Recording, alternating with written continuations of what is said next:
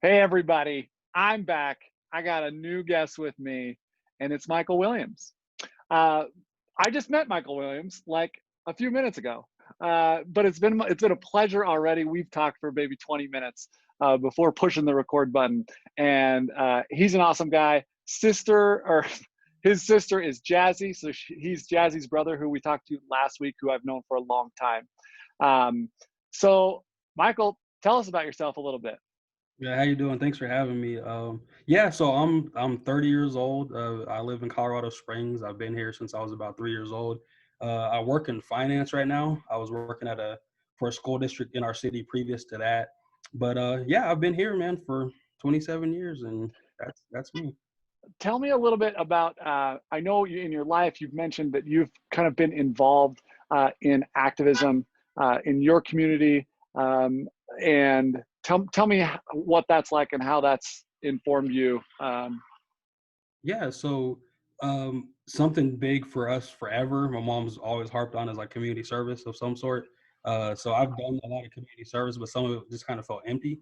So something that kind of got me was Black Student Union when I was a freshman in college. That really, I wrote a paper in college actually on just like at the time there was more Black men in prison than college. So writing that paper, getting involved with Black Student Union really got me to see that the problems in our community kind of highlighted that. Being in finance as well and seeing like the disparity of wealth, which we'll definitely cover today as well, like that kind of emphasized as well that the need for stuff was there. So, throughout the years, we've done things from policing forums. Uh, we've had where cops come to, various churches do like coffee with the cops just so people could have conversations back and forth and kind of get to like a understanding on certain things. There was a group in 2015 to kind of get body worn cameras passed in Colorado, officially passed in 2016. So we've been doing stuff for a little while, and it's always been an interest of mine, and something that's very important for sure. Yeah, so not only do you have, you know 30 years lived experience of as a Black man, but you also have uh, some real kind of down in the trenches experiences working on reforms and education about not only how that's affected your life, but how you've seen it affected others' lives. And so that's why I thought, when in getting to know you, why you'd really be an expert, as we communicated via messenger before this, why you'd be kind of an expert on some of these topics. um, One of the things I really kind of wanted to get people to understand is systemic racism. Because I think I know my white friends, they look around and they'll say, I don't know any racist people. You know, I don't know I don't have any racist friends. I don't have anybody. Um, and so, but how does, and that for one is probably a bit ignorant. And two, um, but how does racism show up in our daily lives that we're just completely oblivious to and completely unaware of? And That's one, go ahead, go ahead. you're good. I was just saying like I don't know if you guys touched on this previously, but I think the reason people think that is because their definition of racism is wrong, right? We're taught like, hey, if I say the N word, I'm racist, or if I'm laughing at a joke that's distasteful, that's racist. But that's not racist, right? There's racism, bias, and prejudice, right? So prejudice is calling somebody an N word or something, that's prejudice, right? That's somebody that has bias is something that leads to believe. Like a question I have for a lot of people when we have these conversations is like, what was your impression of Black people before you met your first Black person? Or how are Black people portrayed in media that you see, right? Oftentimes those answers are like, oh, well, hip hop, rapping, sports, drugs, all this other stuff. So if there's a bunch of people in the country that aren't around Black people maybe on a day-to-day basis, that's shaping their narrative, which is going to create biases, which there leads to prejudices, right? That doesn't make them a racist person, but they have a preconceived bias, right? So, or and a prejudice. Racism is like a systemic thing, right? Those are things that are put in place to hold back a group of people. From redlining is an example of that. The 94 crime bill, which I'll talk about today, is an example of that. So I think people's definition has to be reshaped really to have that conversation. I love that. I love how you defined that. um, One of these things that I was able to learn about and then point out to some people about how racism is manifesting itself very clearly in our lives today, systemic racism. We're in the middle of two crises at once. One, we have the pandemic going on, and then two, we have this policing crisis and the world having their eyes open to racism and systemic racism, and the protests that are surrounding that. But I didn't know, and as I learned about the pandemic and how it was disproportionately affecting communities of color, and specifically the Black community, I was shocked and was just like, why? How could that be true? And then as I started informing others, you know, we were having these Facebook fights or whatever, they would be like, oh, how could that be true? Is the virus racist? And we're like, no, the system is.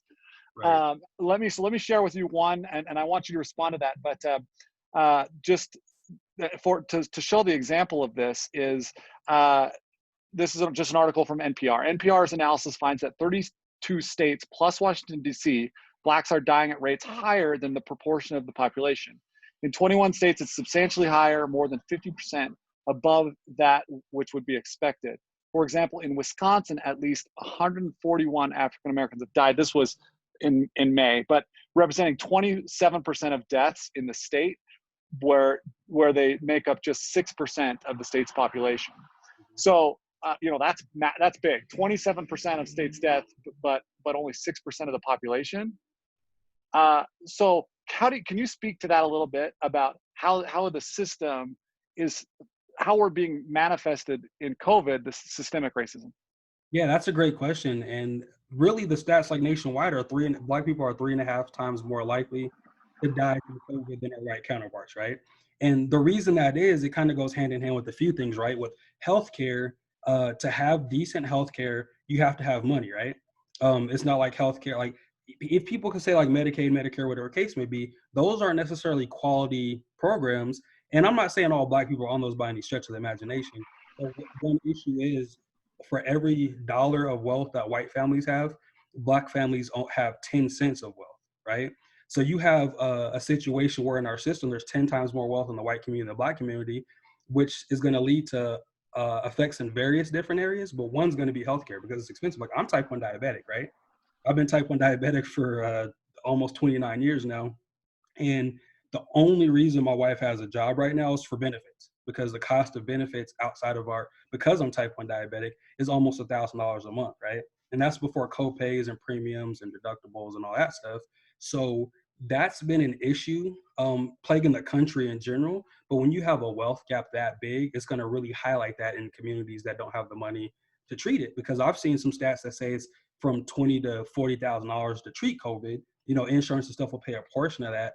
But if people think they have it and they don't have the money, they're not gonna go get it treated. Plus, in a lot of Black communities, there's not the same access to quality healthcare that there is outside of that, right? And like if you think about it, if you're just going to be a doctor, right, and your goal as a doctor is I want to make the most money possible while helping families, what incentive do you have to go to an area where their healthcare that they have doesn't pay as well as maybe a different area of town, right? You're not going to probably go there. So there's a bunch of different things that are like involved in that. Just from a common sense point of view, a lot of providers don't want to go to places where they're not going to get paid for the work they're doing, which is completely understandable. But that also leaves a segment of the population that's being severely underserved and having worse outcomes as a result of that.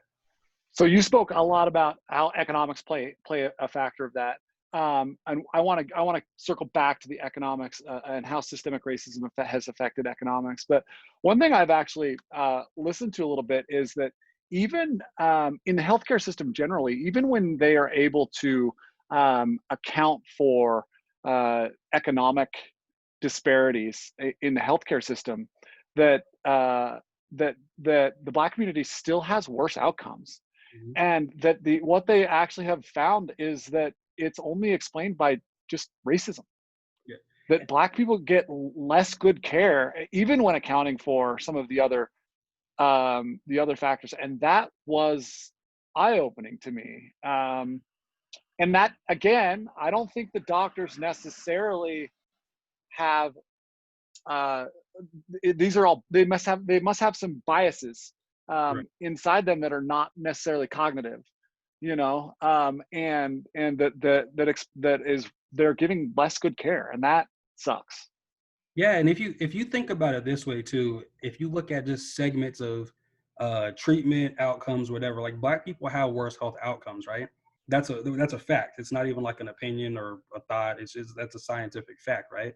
So with that being said, I think what happens when you see insurance, specifically doctors, providers, pharmaceutical companies, etc., what they do is once you fit into a statistic, they treat that certain statistic a certain way, right? Like part of my business deals with life insurance, right?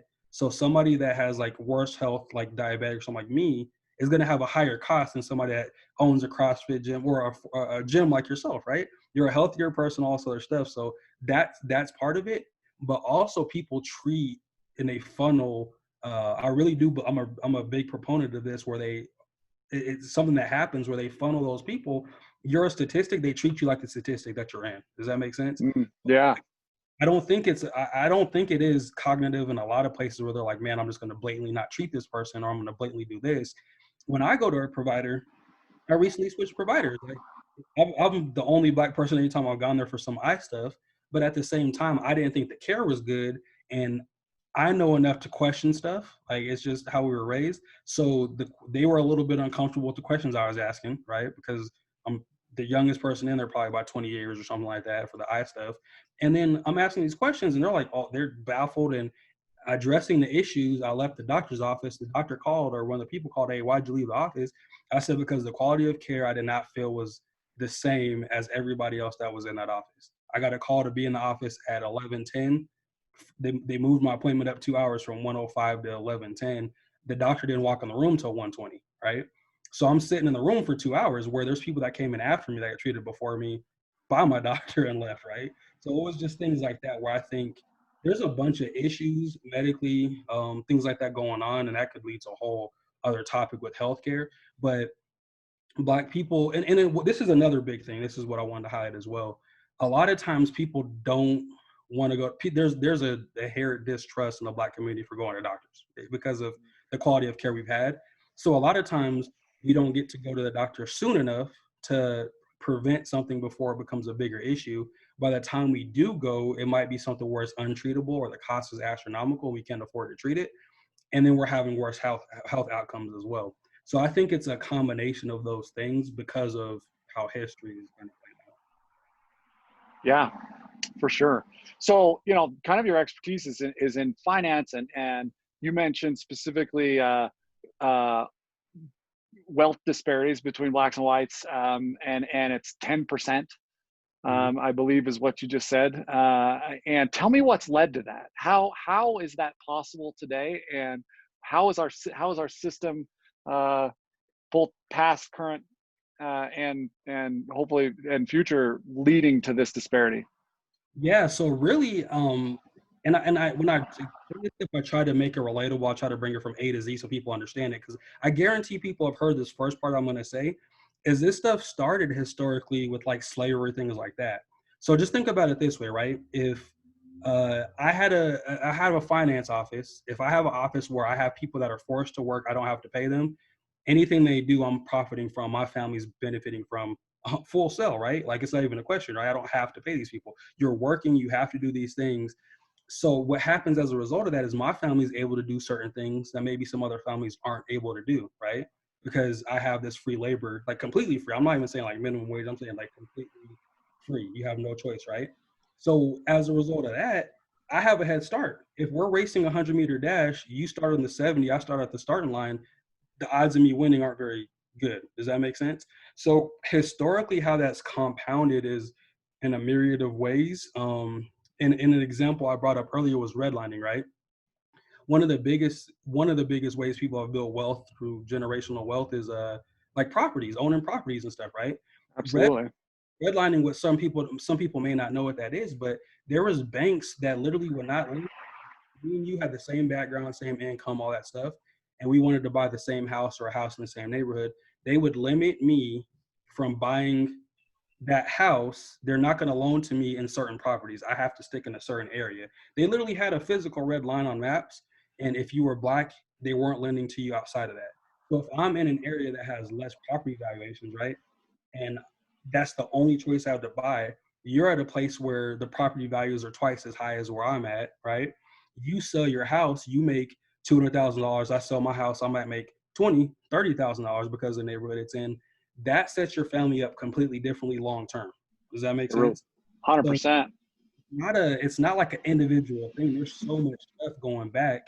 Um, but something I kind of think, and I'm gonna pull this up, something I I mean, think, oh, have you ever heard the thing that says you can't solve a problem on the same level that it was created on, right? And this is another quote that I've heard today that my niece actually sent me. The same system responsible for our oppression cannot be the same systems responsible for our justice, right? So you can't do things can't be fixed just because people say, hey, well, you're in America, you're black, we all have equal opportunity. The Constitution wasn't written with black people in mind. We were slaves when it was written. You see what I'm saying? Juneteenth was just celebrated, and that was 1865, almost 100 years after, the Declaration of Independence, almost 100 years after that, right? So you have a 100-year head start of us completely not being free, right? And then you have laws where policing was created, right? Policing was actually created because to catch slaves. And when people got out of slavery, they literally changed laws back in the day that if you were homeless, that was a crime and you could get arrested. So you release slaves, change the law, say, hey, if you're homeless, that's a crime. So people out of fear of being arrested, they would go back to the same places they were just working and get paid pennies on the dollar, right? So when you have a system that's been like that throughout the country's history, how do people catch up? Does that make sense? totally. I wanted to highlight, something I learned about redlining that kind of also opened my eyes was, um, how, so it starts in these neighborhoods that are outlined in red, right? And they have, the government has subsidized mortgages, but if you're in a red neighborhood, which are predominantly black neighborhoods, you cannot get a subsidized mortgage. So that system brings the property value down. And then what realtors would do is there was the red line neighborhoods, and then there was yellow neighborhoods. And so the realtors would go into the yellow neighborhoods and say to the white people, hey, the red line's coming your way. Black folks are moving into your town, and so you need to sell it. And so they would fire sell their house, and then the realtor would turn around and sell it to a black family for way more than they paid for it. And then the red line would move, further driving down the property value. And so meanwhile, the same white family that lived just down the road would move further to the suburbs, and their property value would go up. Black family property would go down.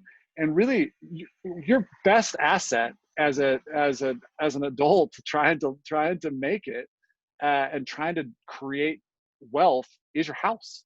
Right. And suddenly, redlining just is one of those examples where the system made it so there wasn't intergenerational wealth, there was intergenerational poverty.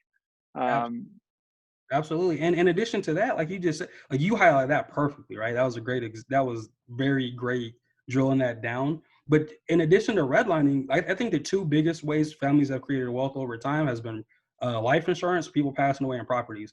There was life insurance companies that wouldn't even cover black people, right? Wow, Like I didn't know that. there's companies around before Juneteenth, before we were free from being slaves, right? And we're saying 1865. That's less than 200 years ago, right? It's not like this is like 400 years ago or something crazy, right? That's less than 200 years ago that happened. There's been life insurance companies around before that. So they definitely weren't covering black people afterwards. So if the two biggest ways that families have built generational wealth have been life insurance and properties, and you have at least a 50 to 100-year period of time where that a community didn't have access to that, there was so much wealth already being built, right? Before you even got there, that's another big issue, right? So we hit health, we hit wealth. Tell me the other big one I see in where the system is inherently racist and has led to the disparities we see today is education. Right. Tell me about what you've learned about systemic racism in education. So I'll give a personal story and then I'll kind of get into some stats and kind of some stuff that kind of help out with it. But Perfect. me and Jazz were, and Albert actually, we all went to the same elementary school. That's kind of crazy. But we were going to this charter school. They changed it to a charter school. And before the first reading class they put us in, my mom is, you'll probably hear me say it 1,000 times. My mom is very big on education, reading, all sort of stuff. We've been reading at higher grade level since probably first grade or kindergarten, right? Like we've been, because she just drilled it into us, like read, education, etc. Right? So we're in this charter school. The first reading class they put me in when they changed it to a charter was like a remedial reading class, right? It's like it was literally all the black kids were in this remedial reading class.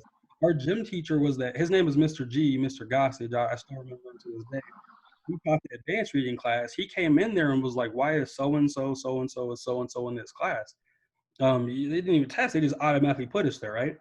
So he asked, the teacher was like, "Oh, well, this is what they were told to be," but they had no interest. We wouldn't have known. We were like in second, third grade, right? So he was like, "Well, I think these kids, you got to do some testing." Did some testing, and we went from a class that was like a remedial reading to the advanced reading class, right? But you just have these things where they think inherently, right? These kids, most of these black and brown kids, they're going to be in this remedial reading class, right? I was bored in school, right? Like I got in trouble from being bored a lot because, especially when I was younger, because my mom was very big on that stuff, and they just weren't challenging us, right? They didn't find out I was GT and gifted and talented or whatever until I was in high school, right? But I have a bunch of friends who got tested and stuff sooner. I had academic scholarship after that, right? I wouldn't have had that if we didn't have people advocating for us in the school system and in my entire schooling, right? This is part of that thing is I've had one black teacher my entire K through 12, right? I had more black teachers my freshman year at college than I had K through 12 total, right? So that's part of it as well. How can somebody who has no experience in our background, right, teach us the exact same? I'm not saying a white teacher can't teach black students. I'm not saying that at all. But there has to be some kind of representation because the understanding is different. As a result of that understanding not being on, this is going to, education really leads to prison a lot of time. And I know it sounds like maybe a far stretch, but there's a school to prison pipeline. That's a fact, right?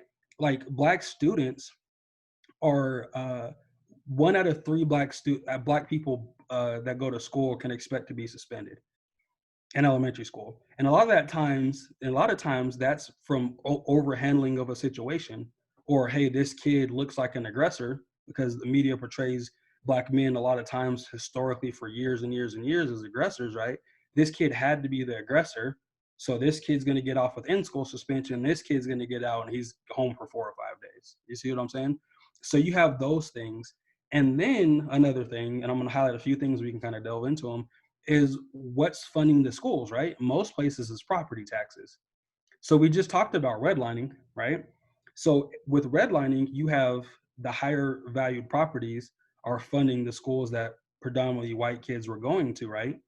So their schools, they have more money to be able to do more things. This is still happens today. Like in Colorado Springs, it still happens, right? Then you have these impoverished areas or areas that the average house is a lot less expensive than other places. They don't get the same funding, right, to their school. So you have the schools, the black and brown kids that are being severely underfunded, whereas a school maybe up north or somewhere a little bit different, higher property values, better education, they're paying teachers more, they have more resources that they're able to have. That started back with redlining too. Why is education funding tied to property value? If you want a system that's more equal, right? That's what people are asking. We're asking for equality. We're not asking for an advantage, right? If you want something that's equal, why does all that come from property values, what's around there, as opposed to like a bigger pot, right? Yeah. Yeah. I mean, and so kind of going along with education and systemic and history that's led us to this. I really liked how you talked about that because you kind of brought that to the current. And I kind of think about racism a lot in the past, but I really how you brought that to the current.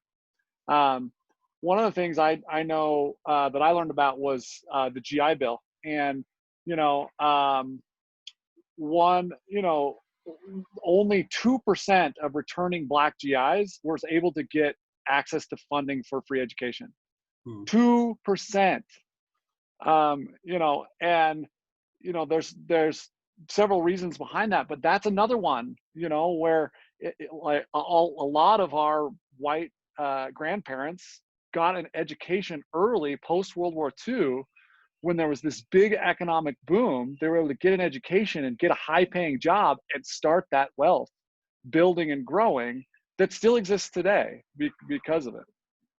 Right. And I think people don't realize, because of their current situation sometimes, people don't realize maybe the advantages they have because of their family, right? Like we're talking like my mom's great grandma or great great grandma, right, was like was a slave, right? Like this is like 2 or 3 generations ago, right?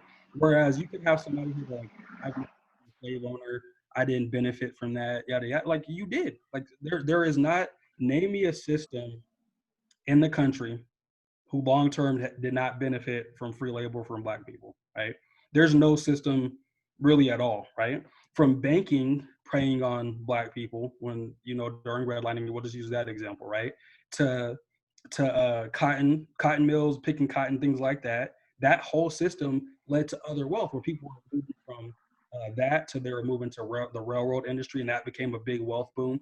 There was there was one, I believe, that I know off the top of my head, like one Black owned railroad system that was in a predominantly Black area, right? So you think about that of the entire country and think about the billions of dollars of wealth that were in transportation, right?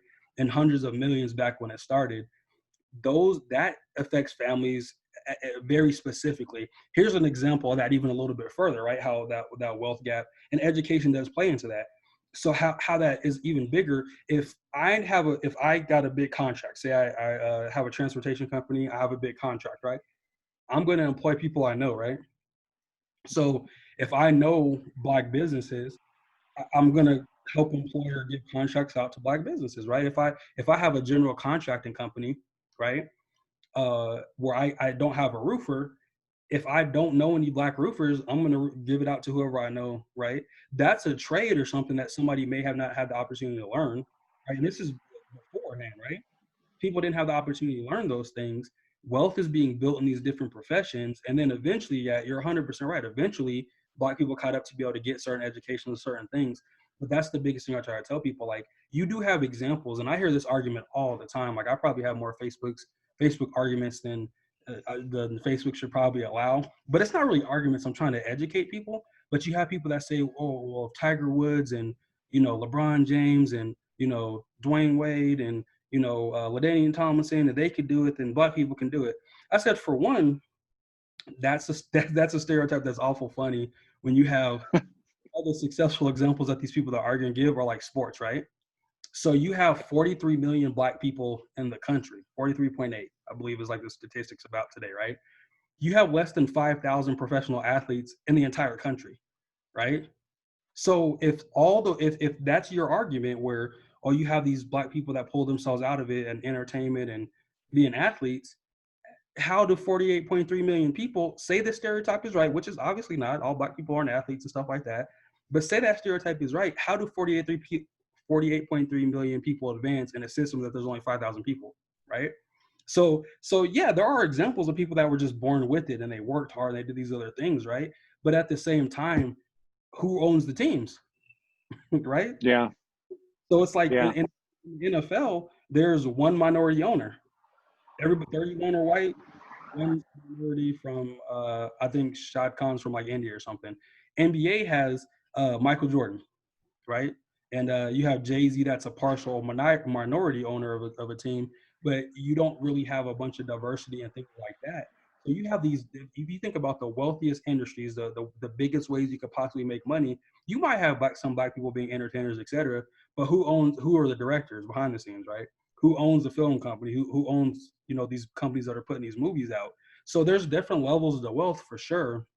And now there's a lot of Black millionaires, but there's not that many Black billionaires. You can count on less than two hands how many Black billionaires are in the country, right? yeah. I've had the same Facebook argument, and it drives me crazy, because I'm like, well, what we're talking about here is economic mobility, Mhm. right? So we've already, you and I have established already how uh, white people in this country have a head start. Period. Bottom line, we have, Black communities have 10% the wealth of white families. So that's established, right? Our country, our system, our economic mobility is bad. We think about the American dream and picking yourself up by your bootstraps and rising out of poverty to the middle class or upper class. Um, our country's just not that good at that. And I actually read that we are 28th amongst developed nations in economic mobility. And what we're talking about when we say economic mobility is if you're born into lower class, what's the chance you move to middle class? Or if you're born in upper class, what's the chances you move to middle class? And we are in a system that just it establishes, it makes it harder for us to move out of those. So not only do we have a head start, which we've established, but we're also in a system that helps us stay there. Exactly. Like that's very accurate. And even today, we talked about the education thing, and I hope we do get to talk about this a little bit more. But I do relate to it with like education in prison, right? Right now, today, there's 1.4 million Black men in college, right? There's 714,000 in prison, right? Which is, you go into the prison population, that's a whole other thing. But there's only twice as many Black men in college as there is in prison, right? So if we know education's fundamental, right? And you have a bunch of series of things in places that have disadvantaged a bunch of people. It's not just how do you pick yourself up by the bootstraps if you don't have boots, right? Like people say that all the time, where you just got to pick yourself up by the bootstraps. Yeah, if you have boots, right? You can't pick yourself up by anything if you don't even have that. So you're having a conversation about something that this whole segment of people do not have. We're starting to get, we are getting and progressing a little bit better, but you still have that 10-to-1 wealth equality gap, right? That's just like that's such a huge thing, and that's why some people will encourage reparations and stuff, right? And I think people get so uncomfortable talking about that, right? They're like, well, why should I have to pay for yada yada yada? The United Nations, right, declared crimes against humanity for what America did to slaves and said reparations are owed, right? So, like, if the United Nations, you have all these outside countries, right? Like, America's like the world police. You have all these nations that said, "Hey, you do this. This is what should happen," and the country just ignores it like it didn't happen. You have where people in our country are flying Confederate flags, right? That would be like being in Germany and waving around a Nazi flag. It's about the equivalent of that, right? Yeah. That's there, right? Like you're not allowed to do that there. Here, with our freedom of speech is, I agree. Like, I agree that if somebody wants to be dumb enough to do that, go ahead and highlight your ignorance, right? And you could do that and suffer those consequences in whatever form that takes. But with that being said, we're in a system that does not allow that doesn't allow people to learn actual history, and that's another part of the education thing we're talking about, right? Like, somebody said to me, how do Black people have their own colleges, universities, clubs they go to, own month, special holidays, and they call everybody racist? Like, this is an argument somebody made. I said, okay, so who have you learned about in Black history outside of Black History Month while you were going to school K through 12 that was not Martin Luther King Jr., Rosa Parks, or Frederick Douglass? I said, name me somebody you learned about outside of those three people. Maybe George Washington Carver, maybe somebody, but they didn't educate people on like Marcus Garvey or Malcolm X or, Freddie. There's a bunch of different people they didn't educate us on, right? So the argument I made with this person is HBCUs, historically Black colleges, what he was referencing, those are in place because we could not segregation did not allow us to go to white universities, traditional white universities, right? So Black universities were established. They're still around today, but there's like one or two HBCUs right now that have as many or more white population than they have Black population, right? Because white people are obviously allowed to go to HBCU, right? But they didn't want to when they were first established. Why would a white person want to go to a school that was a lesser school than they had available, right? There's community colleges that had better funding than some of the HBCUs when they first were founded, right? So I was explaining to this person, like, we had that system where we couldn't go to these other institutions. And he's like, well, why are they still around today? I said, because it's nice to go to an institution where you can learn your history around people that have similar experiences from you, and you do not have to worry about tiptoeing and making somebody mad at somebody thinking you're a criminal for walking to school. You see what I'm saying? So you have Totally. things play into place. there's nothing that Black people have exclusively that is just ours, right? Like Black Wall Street, I'm sure you've heard about that. Black Wall Street was bombed, right? It was a thriving economic center in Oklahoma City. The current administration was trying to do a rally on that day and got a lot of backlash, right? In Oklahoma City, where it was bombed on the day it was bombed, right? So, like, trying to do a rally at that exact same time around Juneteenth. And people, it's crazy how many people didn't even know of the Tulsa bombings. It was the town bombed all the Black businesses. It was called Black Wall Street. So if you haven't heard of that, I would encourage everybody to look that up. Black Wall Street was an economic hub in the country that was all Black dollars, right? That was literally bombed by the local government. Like people went in, citizens of local government completely wiped it out. Like it was non-existent, right? From a thriving hub to being terrorized by the government and the citizens of that city. So like there's nothing that Black people really own to be able to build wealth. In the times we have had that throughout history, it's been sabotaged, you know? Yeah, yeah. I mean, uh, I think we've covered a ton. We could talk about systemic racism forever, and but I do think it definitely leads us into, and I think we would be amiss if we didn't talk about what's currently happening with the protests against police violence.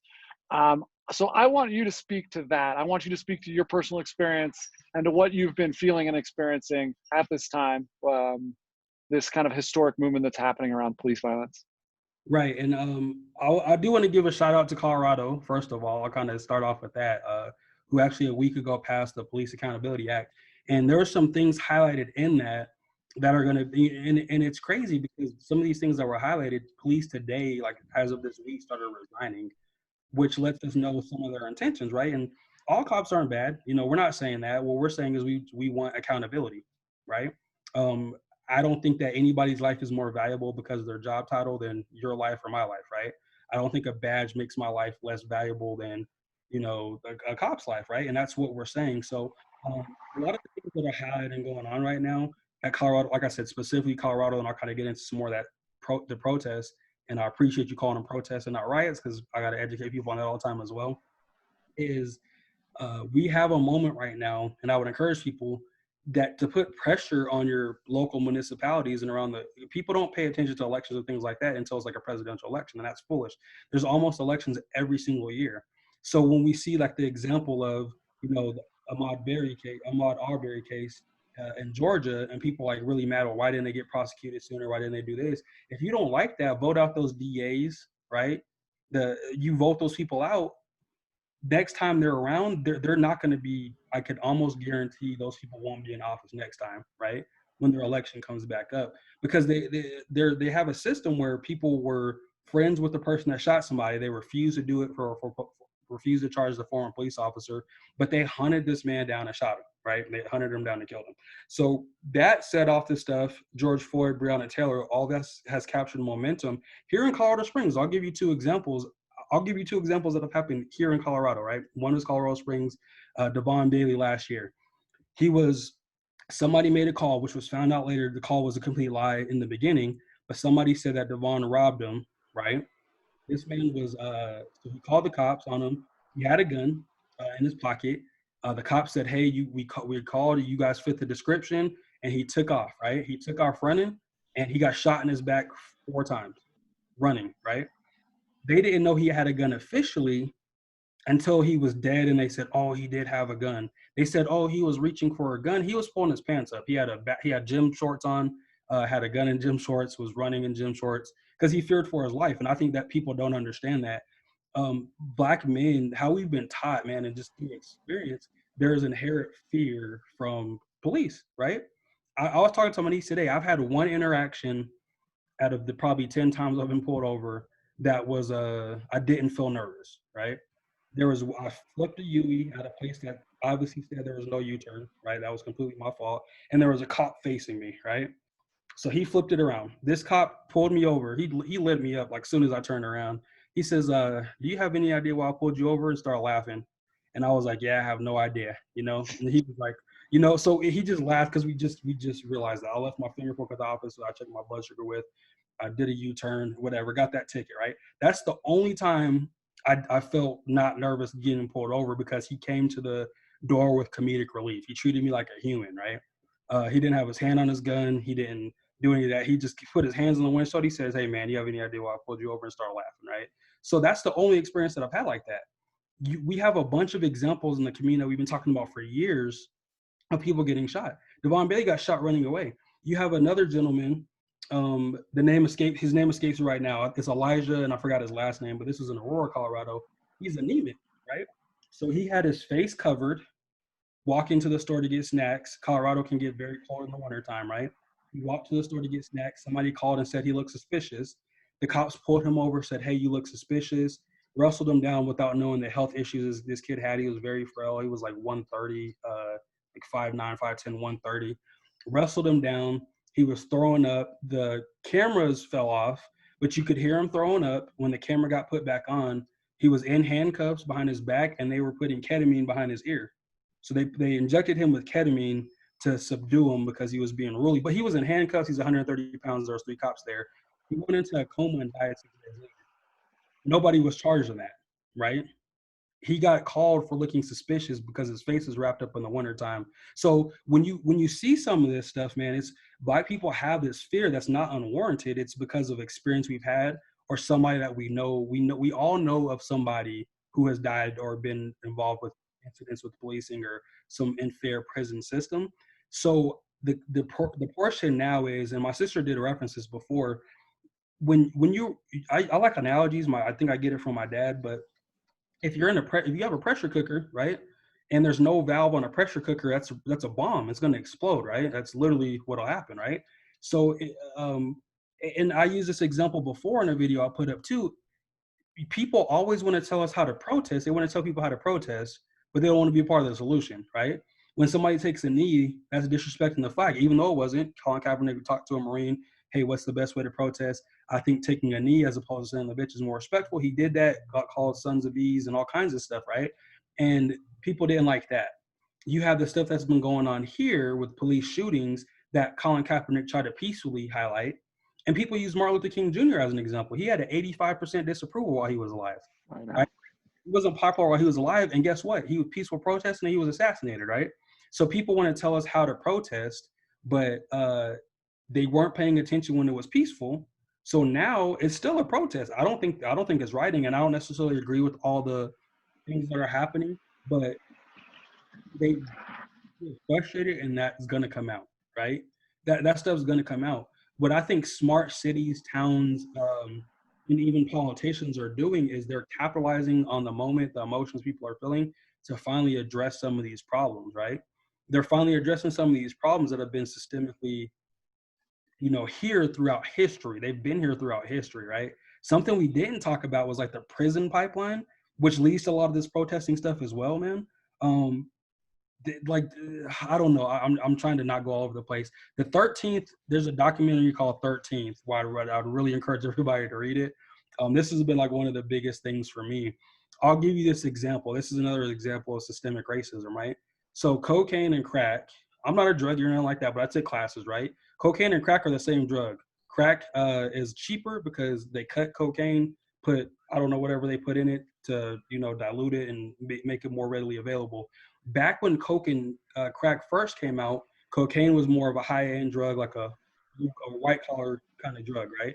Crack was very cheap and was prevalent in different minority communities because of that. So as opposed to treating crack like an addiction problem like they did with cocaine, right? What they did is they had a bill called the 94 crime bill, and I would encourage everybody to look that up.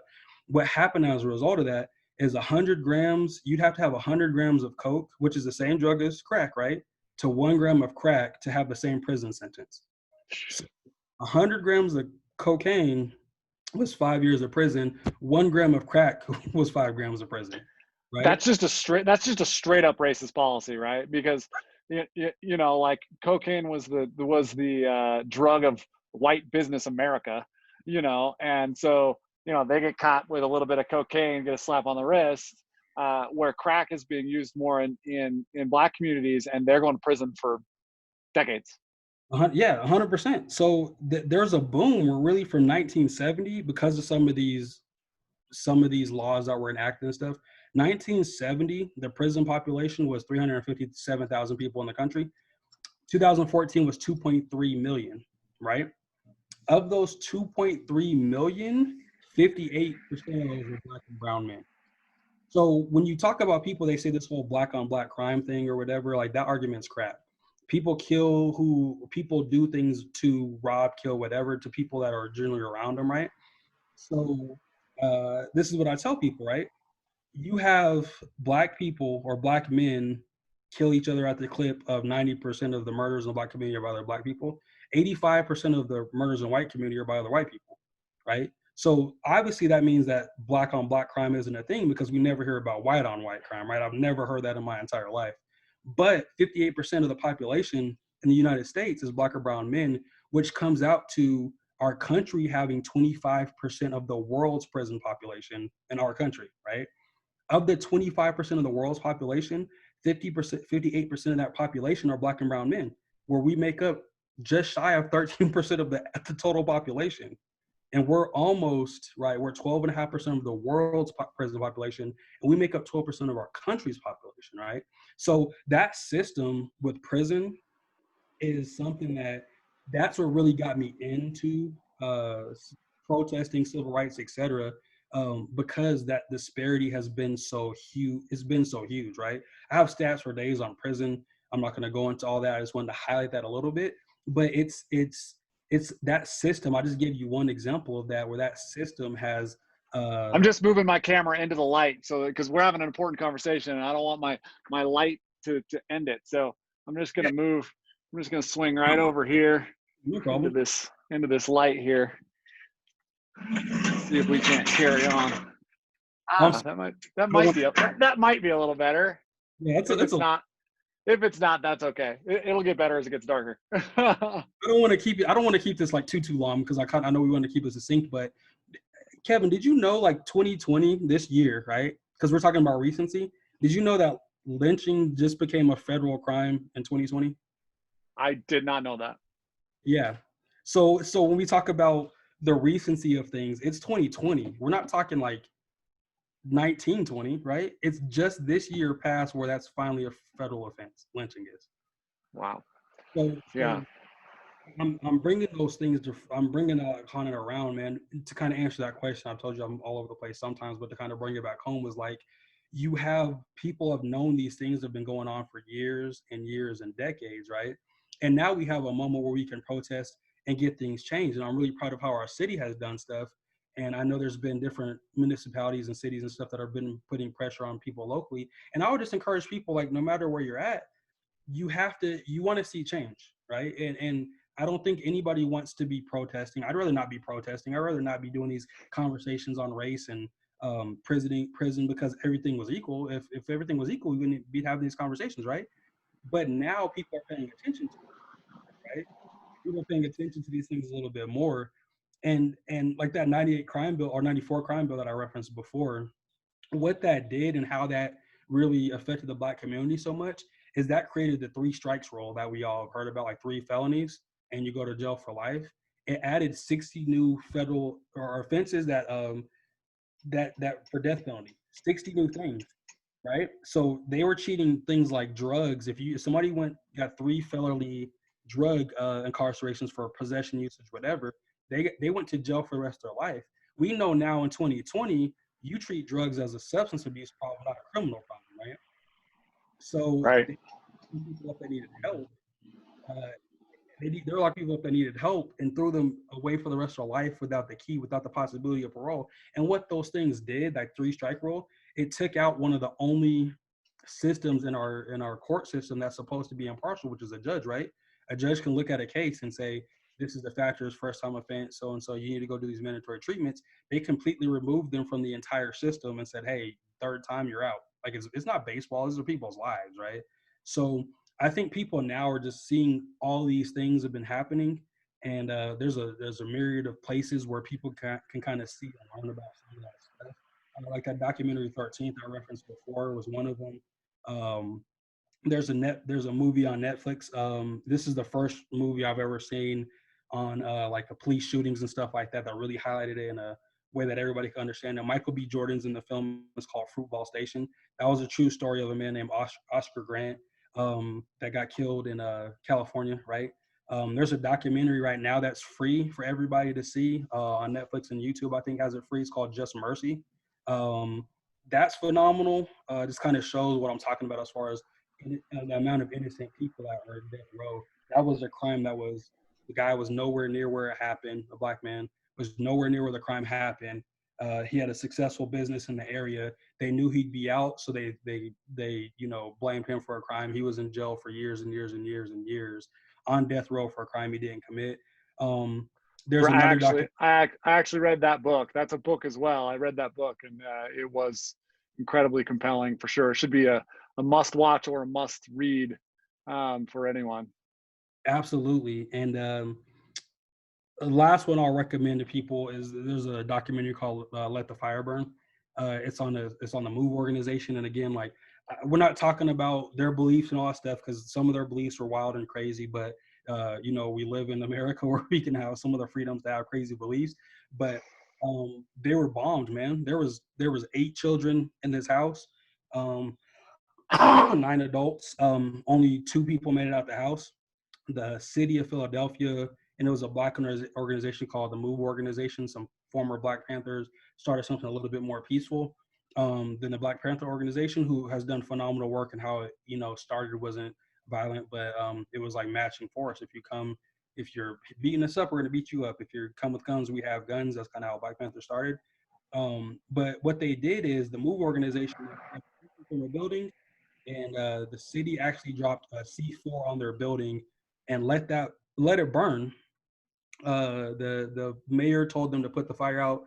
The chief of police did not communicate that to the fire marshal, so the fire burned, and it ended up burning down the entire neighborhood, which was a black neighborhood, but it was supposed to be this one building, and they burnt down an entire neighborhood, 60 homes. Like 8 children lost their lives, 9 adults died, and the city bombed them. They were held criminally negligent, but nobody went to jail for that. So there's been things throughout history for decades that have happened, and people just really aren't aware of them. So I'd encourage people to look at all those things and kind of educate themselves and really see. Oh, sorry, I keep going. I was just going to say, Michael, if you would, when we post this, if you would just put the links to some of those things in the comments, or when you share it to your wall, but definitely on mine as well, so that we can have access to some of those resources that you're talking about. Okay, that sounds great. Yeah. But yeah, that's everything I wanted to cover. I mean, I know. I got 2 more questions for you. First one, you talked about the one instance where you didn't feel threatened when you got pulled over, the 10 times you got pulled over. I want to hear about some of the ones that you did feel threatened in, because I think it's really easy for me to contrast my experience with police as a young white kid.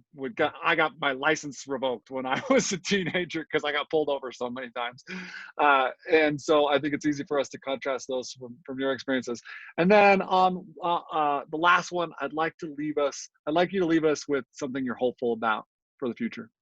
Okay, that's great. So I'll give a couple experiences and I'll leave with something we're hopeful about. Is a couple experiences where we moved to part of the city called Fountain, like Whiteville Fountain area. It's in Colorado Springs. It's kind of how like Utah is, where you can ride from like you're riding like 10 minutes and you might have hit 2 or 3 different cities or whatever. So that's kind of how like Fountain is. I was going 63 and a 55. So I was definitely speeding. It was like 1 o'clock at night. Now, to be fair, they did change the speed limit a few years ago to 65. So they got pulled over because they know that was too slow. But I was driving at 1 o'clock in the morning trying to get home because I was way past curfew. I was grown. I thought I was like 19. But my parents had this thing: you live in our house, you play by our rules, and I was not listening, and I was out past my curfew, so I was speeding home. And I got pulled over by a cop. He came to the door. Have you been drinking? License, registration, whatever. My hands automatically go on the steering wheel because that's what my dad taught me, right? When you, yes, sir, no, sir, yes, ma'am, no, ma'am, whatever. Hands on the steering wheel, get your license and registration. he said, right? Like he highlights that just make it home, and it's sad that's a conversation we have to have with our black boys, and I have nephews and nieces and stuff. But that's sad that we had to have that conversation. But in my head, what played was like just make it home, right? I was pissed off because I got a gun pulled on me for speeding, going 8 miles over. Right? That's not. Wait, what? You had a gun pulled on you? I missed that part. Yeah, he came to the He, door, so I was going 63 and a 55. The cop he, comes to the door with his gun pulled out and said, "License and registration." oh, I couldn't see your hand on the screen. Yeah, You were doing this. yeah. He He put your had hand his gun on you for a traffic violation. and asked me if I was drinking. I said if I was drinking, pulling a gun out doesn't do anything, which I wasn't drinking. I didn't get a DUI or nothing crazy like that. I got a ticket. And then the cop didn't even show up to court, right? So I go to court to fight the ticket and kind of talk about that experience getting the gun pulled out. The cop didn't even show up to court. So they end up dismissing that ticket, right? That one. But he felt so compelled when he saw a black man at the driver's seat to pull out a gun because he didn't pull out a gun until he saw I was a black man. I gave him my driver's license, my registration, insurance, all that stuff.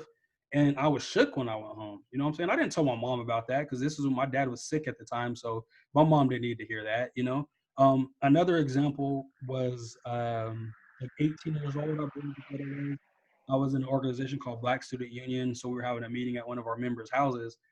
And we were four or five of us were sitting outside of the apartment complex, getting ready to go in our cars, and we're just kind of chatting. And a cop drives by. Right, we're standing right here. Cop drives by, and just stops his car and stares at us, and we're just talking and whatever. So he pulls up a little bit. We all get in our cars probably 5 to 10 minutes later. I don't even go 100 yards, and I get pulled over. I didn't have enough time to be speeding in this one, right? This is one of the first times I got pulled over for no reason. I got pulled over, and I said, "Why'd you pull me over?" I was pissed off. Like this one, I was completely livid. I wasn't yes or no, sir. I was not that. I was like, "Why'd you pull me over?" Like, because I knew it was the same cop that just saw us. He's like, "Well, there's been some suspicious activity in the area, so we just had to make sure everything is okay." I said, "So you saw 5 or 6 black men outside by their cars, and that's suspicious activity?" I said, if you thought it was suspicious, how come you didn't come talk to us, when we were outside of our cars? And he was like, well, I'm just trying to make sure everything's okay in the area. Didn't ask for my license or registration and said, hey, you have a good day. And I got his card, right? Like, yeah, I got his card and I filed a complaint. But those things happen. And people say, well, as long as you're obeying the laws, as long as you're doing what you're supposed to be doing, those things won't happen. I got a gun pulled on me for speeding, right? I was talking to some friends outside before I left my car, and I got pulled over for no reason. Like I didn't get a ticket, didn't get anything. He just said it looked suspicious because there was 5 black guys outside cars talking, right? So I think we got to normalize stuff like that. Where if I saw, hey, Kevin, you and a couple of friends are outside your car, if that same cop saw you, he's not going to say, oh, that looks suspicious. Let me go see what they're doing. He probably wave and how you guys doing and whatever, right? He's not going to pull anybody over. I got pulled over. You know what I'm saying? Me and my friend got pulled over. My friend that was in the car's mouth was way worse than mine, and I'm thankful. Really like looking back at it. I'm thankful we made it home because if it would have been a different cop, that could have been way worse. We could have been in one of those Right. situations. But yeah, so with that being said, something I'm hopeful about is that people are cognizant of what's going on now. They're more interested in educating themselves and learning. And we have allies like you, and I want to give you a big shout out and thank you for doing this because you're seeing this stuff and you're using your privilege and your resources and your time to kind of highlight some things and kind of share it with some people that you know. And I think those things are going to be able to conversations and change. We don't have to worry about this in a few generations, right? Like I'm generally a very optimistic person. I don't think racism will ever go away, but I do think that my hope is my grandkids, right? I have 3 daughters. I hope my grandkids will say, and my grandkids' friends will be able to look at their grandparents and said, Colin Kaepernick was a hero, or, you didn't think people would be able to protest because they were getting killed disproportionately. I think that's going to happen in a few generations from now. So I'm just hopeful that the change we're doing right now and the continued protests will kind of lead to some long-term results. Yeah, and I think that conversation has started a little bit. Brett Favre today said that Colin Kaepernick will be considered a hero, just like Pat Tillman, Yep. who was, a white football player who decided to go serve his country and died in at war. So that's a pretty important conversation. So hey, Michael, it should, these things are just a privilege for me to do. This was fun for me, and educational. And so I really appreciate it. It helps me learn. Um, and it was just great to get to know you. If you make it to Utah to visit your mom, you better come. We better go. We better go. Hopefully everything's open and we can go to dinner and just get to know each other a little better, because this was awesome. Absolutely, I'm looking forward to it. I definitely have to go visit my mom, or I won't be allowed in Utah at all. So it'll be good to meet you in person, man. And I do thank you again for doing these conversations. Awesome. Great to meet you. Stay in touch, would you? All right, absolutely. See you, Michael. Have a good one. All right, you too.